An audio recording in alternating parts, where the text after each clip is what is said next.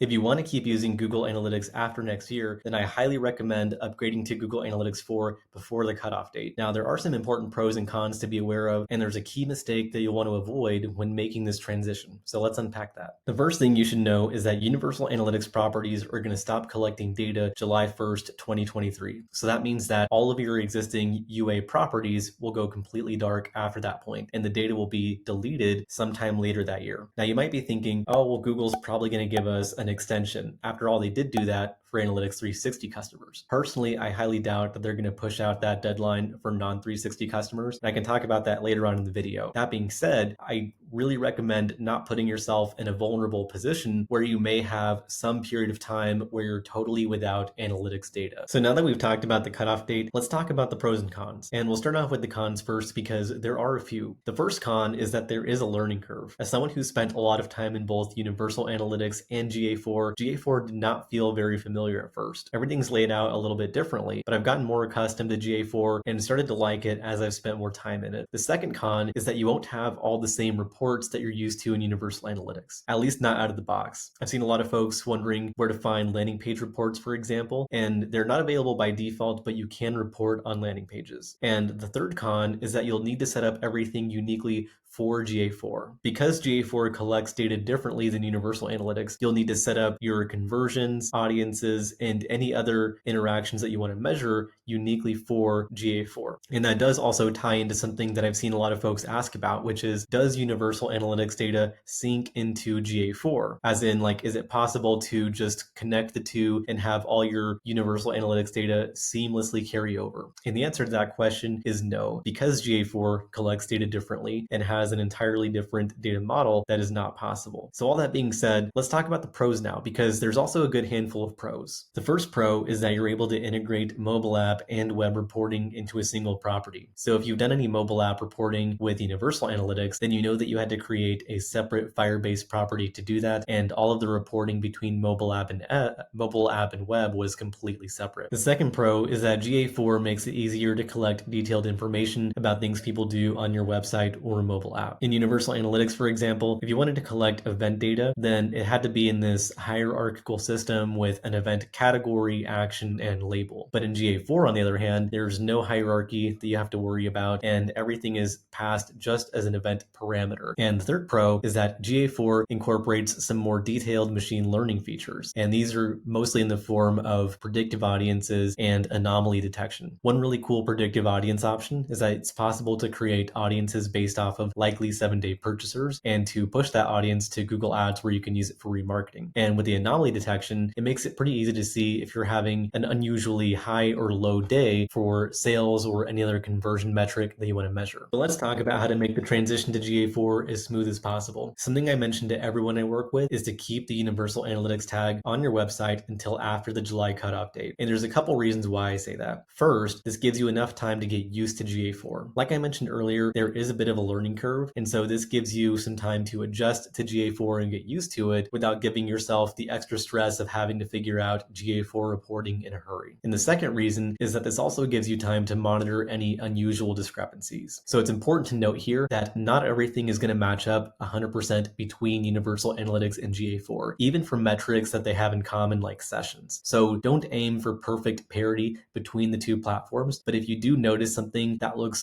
extremely off, then this gives you time to course correct before the cutoff date. And if you're still watching, here's my theory on why Google won't push out the sunset date for Universal Analytics. Privacy has been a very big concern in the analytics industry over the last several years, and GA4 does have better default privacy compliance than Universal Analytics does. It was very easy in Universal Analytics, for example, to accidentally pass personally identifying data through URL strings, which is not privacy compliant. And it's probably in Google's best interest to delete as much of that data as soon as possible. So if this video helped you get a better understanding of GA4, please like and subscribe, and we'll talk more about the practical steps of making the transition in a future video.